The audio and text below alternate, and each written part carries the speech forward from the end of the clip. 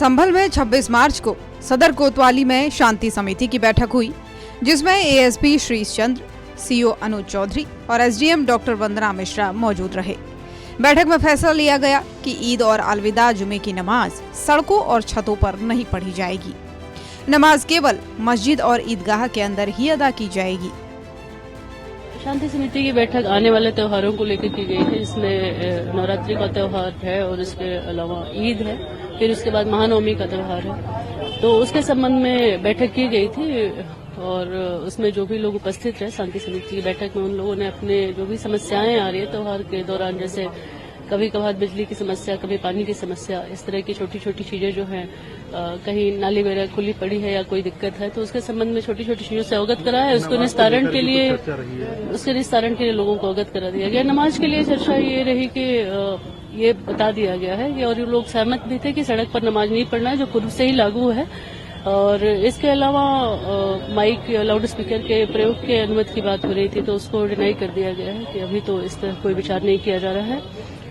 और इसके अलावा लोगों ने कहा कि छतों पर नमाज पढ़ने की जो मस्जिद के आसपास का है, तो उसमें कहा गया है कि इस तरह की अनुमति देने से पहले इसकी जांच करा ली जाएगी। अगर लगता है कि इसमें किसी भी तरह की कोई अनहोनी होने की संभावना है, तो इस तरह की अनुमति हम नहीं देंगे। इस मामले में संभल के एएसपी श्रीश चंद्र ने कहा कि सड़कों पर नमाज को इसलिए रोका गया है क्योंकि भारी संख्या में लोग सड़क पर इकट्ठे हो जाते हैं, जिससे यातायात बाधित हो जाता है। छतों पर नमाज अदा करना कोई परंपरागत रूप से नहीं है।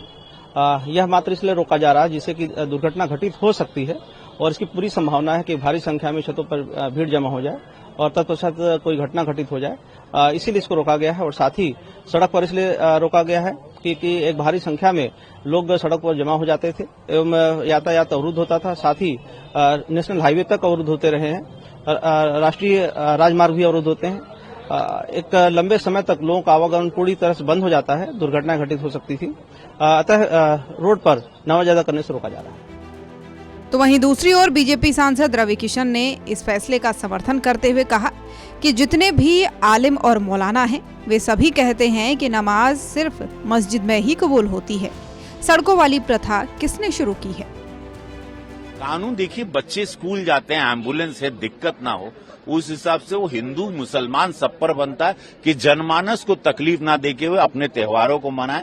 और जितने आलिम मौलाना हैं, सब लोग कहते हैं कि नमाज तो मस्जिद में कबूल होती है, मस्जिद में मनाई जाती है। सड़कों वाली प्रथा किसने शुरू की, ये जम्मू।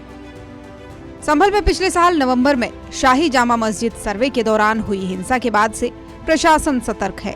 उस हिंसा में 4 लोगों की मौत हुई थी और कई पुलिसकर्मी घायल भी हुए थे। इस बार प्रशासन कोई जोखिम नहीं लेना चाहता। संवेदनशील इलाकों में ड्रोन और सीसीटीवी से निगरानी की जा रही है और 38 नई पुलिस चेक पोस्ट भी बनाई जा रही है।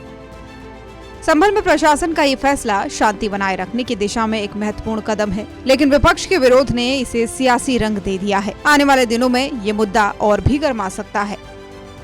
ब्यूरो रिपोर्ट, सूर्य समाचार।